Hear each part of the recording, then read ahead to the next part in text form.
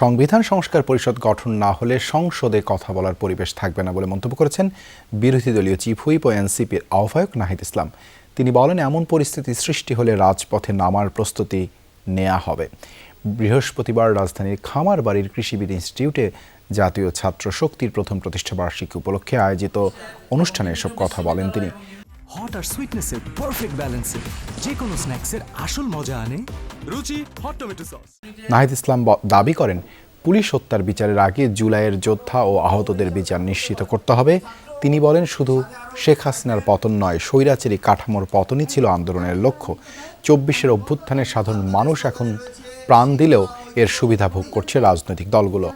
তিনি আরও বলেন, চিফ প্রসিকিউটর তাজুল ইসলামকে অপসারণের মাধ্যমে বিচার প্রক্রিয়া সুষ্ঠু হবে কিনা তা নিয়ে সন্দেহ তৈরি হয়েছে। একই সঙ্গে সরকার ঋণ খেলাপিদের পুনর্বাসন করছে বলেও অভিযোগ করেন তিনি। যেখানে নির্বাচন হয়েছে, গণভোট হয়েছে, গণভোটের যে আদেশ, সে আদেশে স্পষ্টভাবে বলা আছে একই দিনে শপথ নিতে হবে।